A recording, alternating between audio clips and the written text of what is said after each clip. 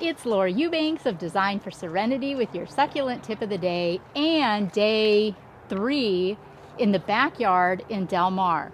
And as we were putting in the last of the plants, Cullen noticed that this agave blue glow is showing evidence of agave snout weevil. And how do we know? See right in there, that hole in the leaf? Move your hand a little more. Other way. Can you get it? You see it? There. See that? That is indicative of where the weevil burrowed into the plant. And so what we need to determine now is how advanced it is. So what I'm going to do is dump this plant out of its can.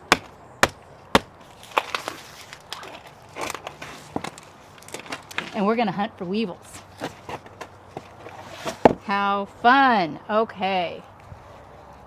Let's see. Now this plant came from Sun Valley Nursery, and Caesar did his due diligence, and he told me that he was really struggling with a surgence of snout weevil on his plants, and he has been very, very good about treating his plants.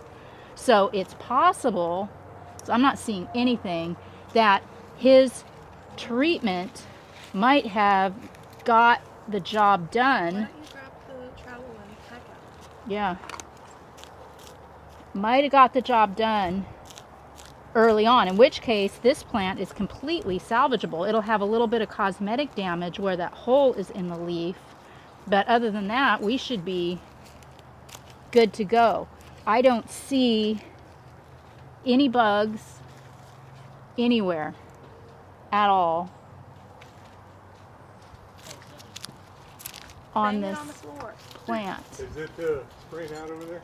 Hannah says, bang it on the floor. No, seriously. This is so anticlimactic. Bang it on the floor. I halfway wanted you guys to see snout weevil, but on the other hand, I really didn't want to have to lose this plant or not be able to use it in the design. So that's the style. Can you bang it on the floor now? Let me do the. Ooh, look. Sorry. Okay, banging.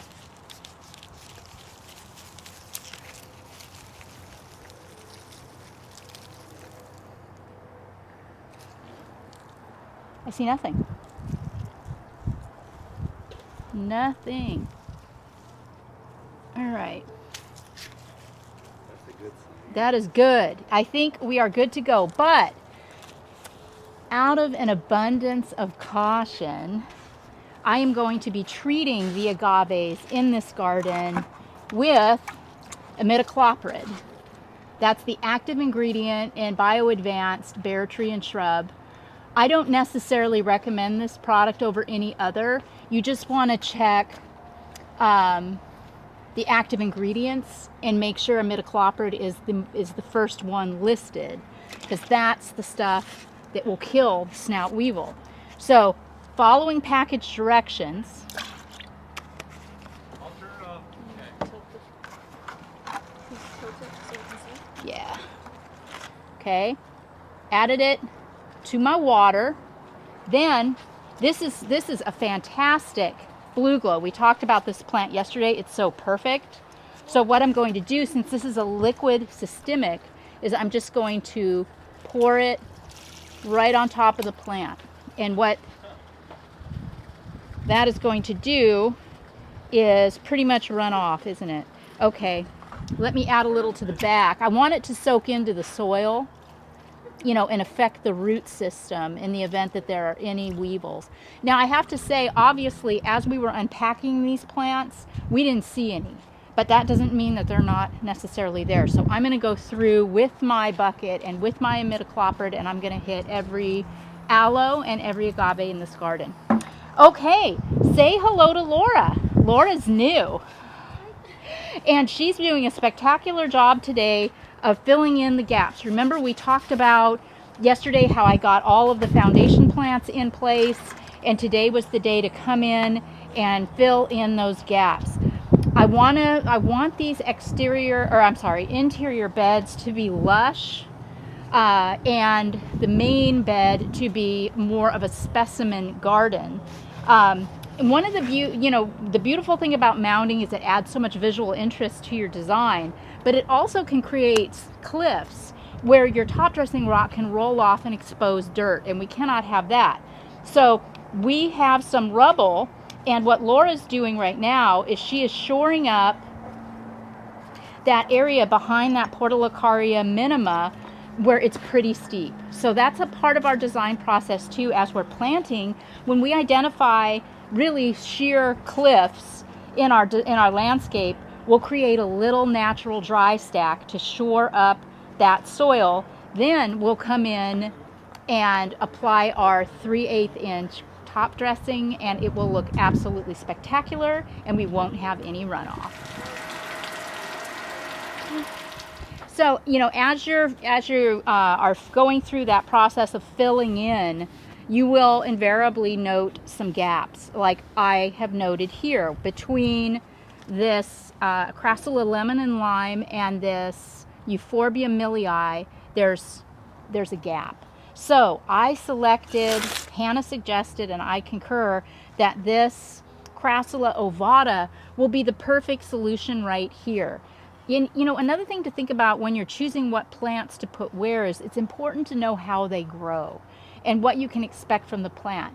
And sometimes that's just through a process of experience. You just have to do it and step back and watch and see what happens and then learn from that.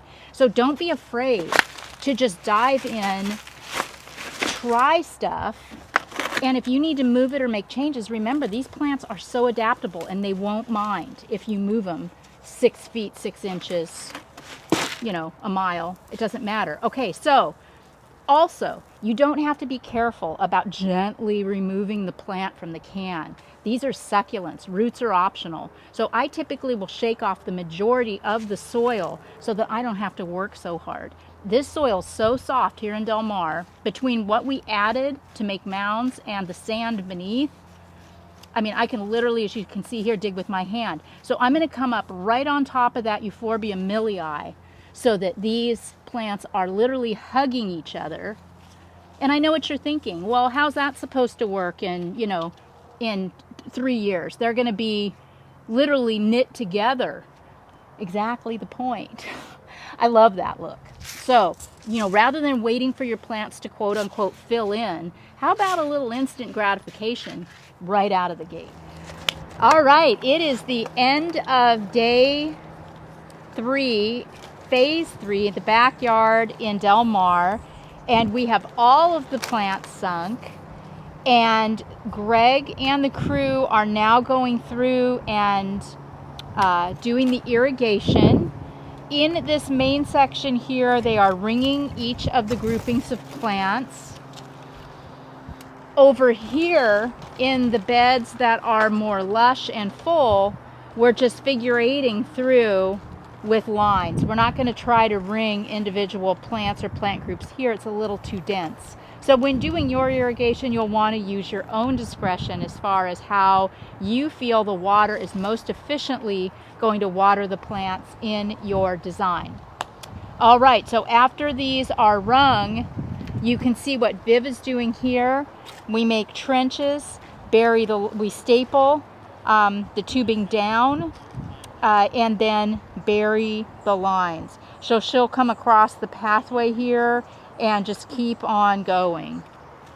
I'll show you what it looks like when it's all done. So why don't you show them right here? It loops around in a circle. Yeah, the Petalanthus bed has been irrigated, and what we did is we just ran lines down the front and we came through the back. So you can see right here what it looks like, and this will drip so many gallons per hour of water, and as these plants mature and start to spread, it'll be an absolutely adequate amount of irrigation for these plants. So tomorrow is the last day. We are going to continue cleaning up. We're going to start hauling in rock, and by the end of business it will be finished. So yes, wow. It's already a wow. When I walk back here from the front, every time I say wow.